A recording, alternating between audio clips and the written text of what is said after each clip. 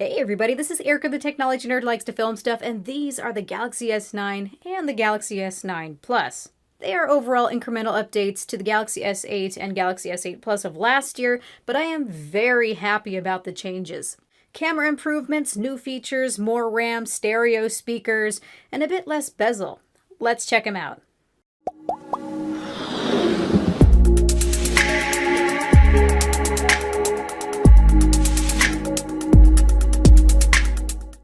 Starting with looking around them, the first notable difference between the two is not just the size this time around, but the S9 has one camera where the S9 Plus has two. We've got a wide angle and a telephoto lens following after the Note 8. We can also see the fingerprint sensor positions have moved to a more sensible place on both of them. At the top, we've got all the previous sensors, including the iris scanner, 8-megapixel front-facing camera, and now the receiver pairs as a second speaker for the AKG-tuned stereo speakers. We finally have stereo speakers. Then on the bottoms, we have a headphone jack. We've kept that. We have a USB-C charging port that's compatible with Quick Charge 2.0, a microphone, and the second bottom-facing speaker. On the left side, we have the volume rocker and the Bixby button. Yes, it's still there. On the right side, we have the power button. Then as you can see, the bands are a shimmery metallic color that match the back panel of the phone. It looks really nice. Then lastly, at the top, we have the SIM card and SD card slot, plus a microphone. Now going back to a screen grab of all the colors, we have Midnight Black, a new variation of Coral Blue, they can't really decide on the color, and a new Lilac Purple, which I personally really like. And spec-wise, these come with the Snapdragon 845 SoC in the United States. We've got 4 GB of RAM for the S9 and 6 GB of RAM for the S9 Plus. So there is a difference there. They start at 64 GB of internal storage, although I'm sure other regions are going to get the 128 GB and 256 GB ones. And they are IP68 water and dust resistant. A little tidbit to mention is that compared to the Galaxy S8 devices of last year, the S9 and S9 Plus are ever so slightly shorter, like less than 2 millimeters. And you can see that there is even less bezel now for an even more immersive experience. They are killing them bezels.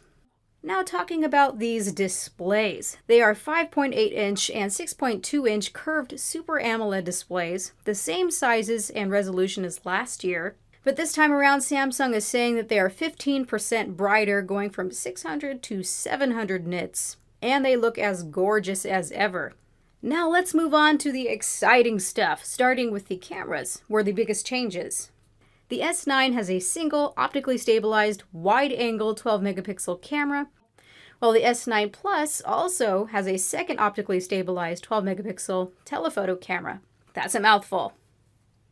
Both phones' wide-angle cameras have a mechanical iris that can open up to a wide f1.5 aperture or close down to a smaller f2.4 aperture. And that is awesome. So the S9 Plus is now a phone that can adjust both the amount of light coming into the lens and the focal length. Both features are only binary at this point, meaning only two choices for aperture or focal length, but this is inching ever closer to the capabilities of a real camera. And yes, in Pro mode, you are free to open and close the aperture at your discretion. f1.5 will let more light into the lens so it can be used for indoor and low lighting scenarios, or a very shallow depth of field, where the smaller f2.4 aperture can be used for outdoors as there's plenty of light, and even to get a larger depth of field that the f1.5 aperture won't be able to get. Now, an f1.5 aperture is pretty large for a small camera sensor, and they tout its usefulness and its super low light capabilities. It's the largest aperture that I have seen so far on a smartphone. The camera's DRAM is also enabling multi-frame noise reduction, where the camera is able to take 12 images and combine them to get a result with less noise. So we will see how it all works in real-world comparisons in my review. Here are some quick Galaxy S9 Plus samples that I took while at the event.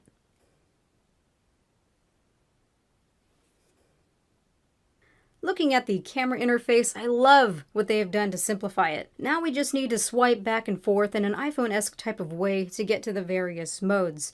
It's all immediately accessible and very easy to use. Let's have a look at the super slow motion mode. The phones are capable of recording 960 frames per second video at 720p, and Samsung has made the mode very simple and fun to use. The slow motion is made possible by DRAM inside the camera sensor, which the Xperia XZ Premium has as well, so we've seen it before. And the DRAM allows many images to be temporarily stored very quickly. So when taking super slow motion video, the video starts out as a normal speed 720p video. Then during the super slow motion, a great number of images are then captured very quickly in a small spurt. Then it goes right back to normal speed video. And you can capture many slow motion spurts per video. I believe it's 20. So in this example, we have set it to detect motion automatically, which is really awesome. It waits for motion to pass into the square, then it starts the 960 frames per second slow motion. This is awesome so that you don't miss your shot, and so far it seems to work very well. What if it went on the screen? And of course, a slow motion video cannot be complete without your choice of music track, should you desire. Now, one thing to note, you will need plenty of lighting because exposure time is very fast and there isn't much time to let light into the sensor. Image quality will degrade very quickly and will look very noisy without lots of light. And if you are more confident with your slow motion sensibilities, you can manually choose when to hit the slow motion button instead of having it done automatically. Another awesome thing is that once you record your slow motion video, you can crop it to your liking and set it to your lock screen. So whenever you turn on your phone, you can experience that same moment. Next is Samsung's answer to animojis called AR emoji, which I actually quite like, and I think I will use more than Apple's variation. It works by capturing an image of your face and then mapping it onto a character that looks like you. Then, of course, you can make some facial adjustments, you can change your hairstyle, you can change your accessories, and even your clothing to match your personality best. It maps out more than 100 facial features to create expressions, even allowing you to use an avatar made by someone else. I tried the others made that day, which was fun. You can also mask your face to an animal or silly stickers. Then you can record all of your shenanigans to the gallery to check out and share later. An implementation that I think makes this AR emoji feature actually useful and not just something I'm going to forget about is that your emoji avatar is created into 18 emoji GIFs that you can share. So these GIFs are readily available to share inside of the keyboard to express various emotions while texting, and many avatars are remembered so you can scroll through them. In a day and age where emojis and GIFs are used to express ourselves more often than face-to-face in some circumstances, at least here they actually look like us. Other bits about the cameras. The Galaxy S9 has a second telephoto lens that helps to create the live photo shallow depth of field effect like we had on the Note 8, and the S9 doesn't. But in the camera interface, Samsung has included their classic selective focus that uses one camera and software, so the experience feels more even if it's not as good.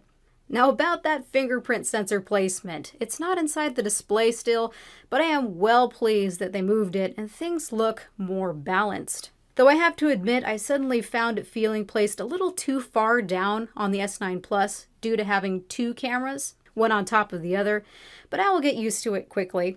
The S9 felt great though and right where I expected it to be. Speaking of biometrics, Samsung has created a new option under security lock settings called Intelligent Scan.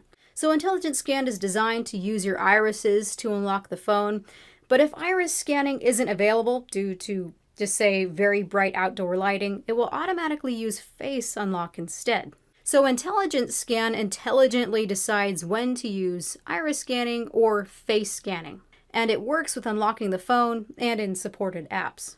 The last big change I want to talk about are those stereo speakers. It was always frustrating accidentally covering the bottom speaker with my hand. I did that all the time.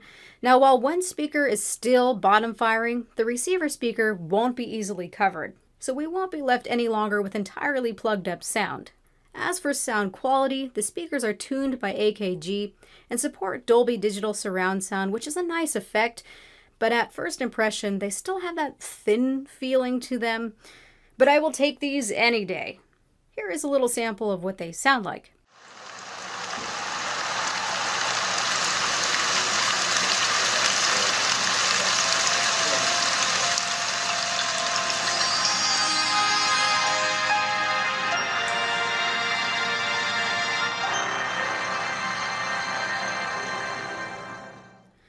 Lastly, this is a Galaxy phone through and through. We still have the features that you love, such as one-handed use, display settings, multi-window settings, and so on. The under-the-screen home button is still here. Everything is still here. And I almost forgot to mention the S-Health sensor is still here as well. As a wrap-up, we've got some new casing designs, as well as the return of old friends. I also like the new choice of fabrics, as they seem pretty sturdy. I'm sure I will be getting the LED View case ASAP. Overall, these feel like very exciting devices, incremental from the S8s, but with changes that bring these even closer to perfection.